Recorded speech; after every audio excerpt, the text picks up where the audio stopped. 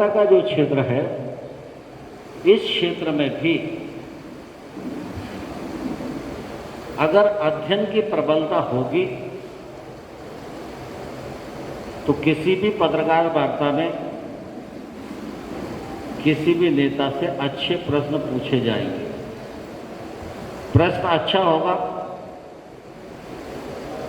तो जवाब भी अच्छा आएगा। प्रश्न और जवाब दोनों अच्छे होंगे तो अखबार में छपेंगे तो वो किसी न किसी के काम आएंगे। पत्रकार वार्ता में प्रश्न अच्छा होगा तो जवाब अच्छा मिलेगा। अभी हाल ही में हुए पत्रकार सम्मेलन में केंद्रीय मंत्री नरेंद्र सिंह तोमर ने ये बात कही। तो क्या हालात हैं आजकल पत्रकारिता के और पत्रकार वार्ता के, इसके लिए चर्चा करने के लिए आज डीबी लाइव में उपस्थित हैं वरिष्ठ पत्रकार प्रदीप मांडरे जी।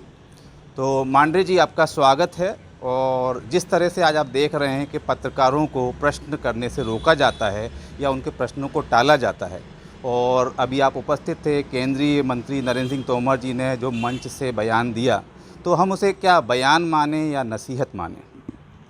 देखिए, मुरैना में एक कार्यक्रम था पत्रकारों का, उसमें केंद्रीय कृषि मंत्री नरेंद्र सिंह तोमर ने एक खास टिप्पणी की।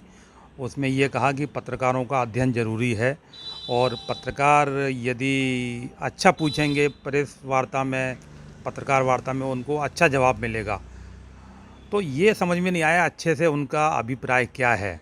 क्या अच्छे से उनका अभिप्राय ये है कि पॉजिटिव पूछा जाए, हालांकि उन्होंने इसका विस्तार से तो नहीं बताया।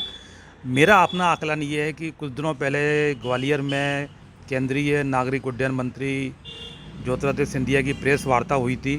उसमें हमने पूछा था कि जब उन्होंने ये बताया कि नागरिक उड्डयन मंत्रालय में बहुत संभावनाएं हैं, हम अच्छा काम कर रहे हैं, काफ़ी कुछ अर्थव्यवस्था से मजबूत हो रही है और नई नई उड़ानें हमने जनरेट की हैं और इससे लोगों की सहूलियत हुई है, बेरोज़गारी में भी एक लगाम लगी है, रोज़गार के अवसर बढ़ रहे हैं। तो हमने पूछा अगर ऐसी संभावना नागरिक उड्डयन मंत्रालय में है तो नागरिक उड्डयन मंत्रालय में है तो एयर इंडिया को बेचा क्यों जा रहा है। और ये हमने 3-4 बार उनसे पूछा लेकिन उन्होंने इसका जवाब नहीं दिया। तो मुझे लगता है कि इसी का एक उन्होंने उत्तर केंद्रीय मंत्री श्री तोमर ने दिया है कि अगर आप में नॉलेज नहीं है, अध्ययन नहीं है, अध्ययन की कमी है और अच्छा जवाब नहीं है तो जवाब भी अच्छा, सवाल नहीं है तो जवाब भी अच्छा नहीं मिलेगा। तो जिस तरह से आपने यहाँ पर दो जो भाजपा के दिग्गज हैं, एक हैं नरेंद्र सिंह तोमर और दूसरे हैं सिंधिया जी, दोनों को कनेक्ट किया है, मतलब पहली बार शायद ऐसा देखने में आपको मिला होगा कि सिंधिया जी का बचाव करते हुए नजर आए नरेंद्र सिंह तोमर, क्या ऐसा कहना चाह रहे हैं आप? देखिए, कोई भी सत्तारूढ़ दल का नेता होगा, चाहे वो मंत्री होगा, चाहे वो सांसद होगा, वो अपने सरकार का बचाव करेगा। सरकार सिंधिया भी हैं, सरकार नरेंद्र तोमर भी हैं, सरकार मोदी जी भी हैं। तो एक तरह से उन्होंने अपनी सरकार का ही बचाव किया है, ना कि सिंधिया जी का।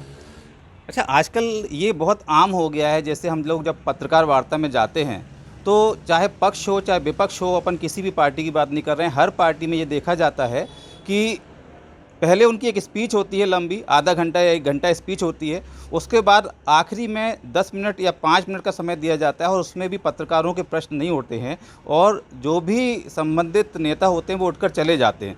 तो क्या यही पत्रकारिता का या यही प्रेस वार्ता का भविष्य बचा है अब? देखिए, वीवीआईपी की प्रेस कॉन्फ्रेंस में अमूमन ये देखा गया है कि एक तो प्रेस कॉन्फ्रेंस समय पर नहीं होती है, 2-2 घंटे इंतज़ार करना पड़ता है। इंतज़ार के बाद भी जब शुरू होती है प्रेस कॉन्फ्रेंस तो वो एक लंबा लेक्चर देते हैं। आजकल तो प्रेजेंटेशन भी देने लगे हैं, तो 1.5 घंटा इसमें हो गया। अब 3-4 सवाल के उन्होंने जवाब दिए, वो भी सहूलियत वाले, उसके बाद बस ख़त्म। तो ये सिस्टम ठीक नहीं है। प्रेस वार्ता एक ये होती है कि आयोजक अपनी बात कहें और फिर जो बात पर किसी को कुछ विस्तार से पूछना है, कुछ अगर उनको भ्रमित जानकारी अगर है उसको स्पष्ट करना है तो वो सवालों के ज़रिए पूछा जाता है। लेकिन ये मैं देख रहा हूँ कि प्रेस वार्ता में ऐसा नहीं है। ये बहुत ही लोकतंत्र के लिए, मीडिया के लिए, पत्रकारिता के लिए बहुत दुखद है। एक तो प्रेस कॉन्फ्रेंस वैसे भी कम हो रही हैं और जो होती हैं उसमें जवाब नहीं दिए जाते।